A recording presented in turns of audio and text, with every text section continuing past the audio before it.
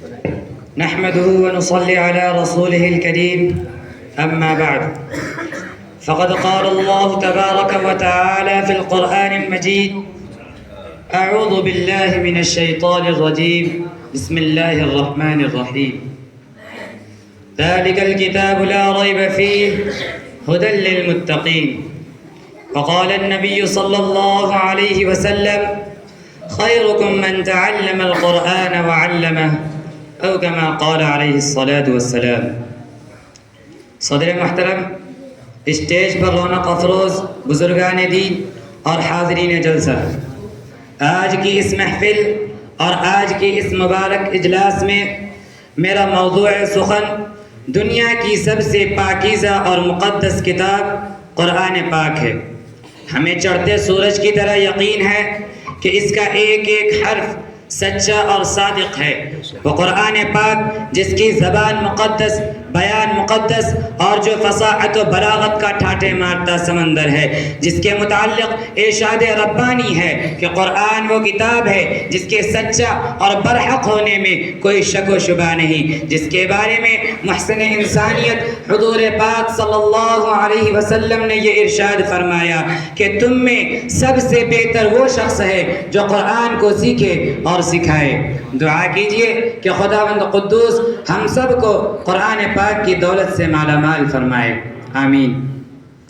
نوجوان دوستو، قرآن پاک رب ذوالجلال کی طرف سے عطا کردہ وہ حسین تحفہ ہے کہ جس نے 23 برس کی قلیل مدت میں پورے عالم میں وہ انقلاب برپا کر دیا کہ بڑے سے بڑے فصحاء، بڑے سے بڑے بلغاء، بڑے سے بڑے ادباء اور بڑے سے بڑے شعراء حیران و ششدر رہ گئے، جس کی آیتوں کو سن کر پتھر دل موم ہو گئے۔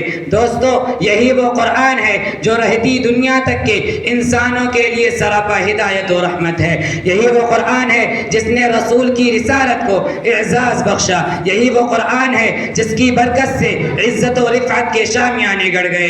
ارے ہاں، یہی وہ قرآن ہے جس کی برکت سے جنات و شیاطین کا آسمانوں پر جانا بند ہوا۔ یہی وہ قرآن ہے جو سچائی اور امانت داری کا درس دیتا ہے۔ یہی وہ قرآن ہے جس کی بدولت حضرت عمر فاروق رضی اللہ تعالی عنہ کو ایمان نصیب ہوا۔ یہی وہ قرآن ہے جس کا مثل پیش کرنے سے پورے عرب کے فصیح و بلیغ زبان دانی کا دعویٰ کرنے والے گھٹنے ٹیک دیے۔ یہی وہ قرآن ہے جس کی حفاظت کا وعدہ خود خالق کائنات نے فرمایا ہے۔ دوستو، آج کی اس نازک دور میں حفظ کلام پاک کو فضول سمجھا جاتا ہے، اس کے الفاظ رٹنے کو حماقت بتلایا جاتا ہے، کہا جاتا ہے کہ اس کا رٹنا اور بے سمجھے پڑھنا بے سود ہے۔ افسوس صد افسوس کہ اس قرآن پاک کے بارے میں ہمارا یہ خیال کہ جس کے بارے میں شہنشاہ بطحہ تاجدار مدینہ حضور پاک صلی اللہ علیہ وسلم نے یہ ارشاد فرمایا کہ اقرأ وارتق ورتل كما كنت ترتل في الدنيا فإن منزلك عند آخر آیت تقرأها۔ کل قیامت کے دن حافظ قرآن سے کہا جائے گا کہ قرآن پڑھتا جا اور جنت کے درجوں پر چڑھتا جا اور ٹھہر ٹھہر کر پڑھ، جیسا کہ تو دنیا میں ٹھہر ٹھہر کر پڑھا کرتا تھا، بس تیرا مقام اور ٹھکانہ وہی ہوگا جب تو اپنی آخری آیت پر پہنچے۔ دوستو، اللہ تبارک و تعالی کی طرف سے سب سے بڑی نعمت ہے، اللہ تبارک و تعالیٰ کی طرف سے دنیا کی سب سے بڑی نعمت ہے یہ زمین و آسمان، چاند و سورج، ستارے، کوئی اس نعمت کا مقابلہ نہیں کر سکتے۔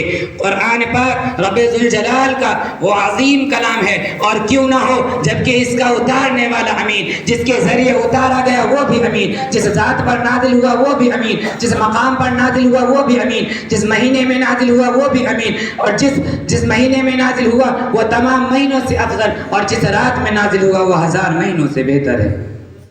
اللہ کا مقدس اور پاکیزہ کلام تمام کلاموں سے افضل اور برتر ہے۔ حدیث پاک میں آیا ہے فضل کلام اللہ علی سائر الکلام کفضل اللہ علی خلقہ۔ اللہ کے کلام کو تمام کلاموں پر ایسی ہی فضیلت حاصل ہے جیسی کہ خود حق تعالی شانہ کو اپنے تمام مخلوق پر۔ اللہ تعالیٰ سے دعا ہے کہ تمام مسلمانوں کو قرآن کے سیکھنے اور سکھانے اور اس پر عمل کرنے کی توفیق نصیب فرمائے۔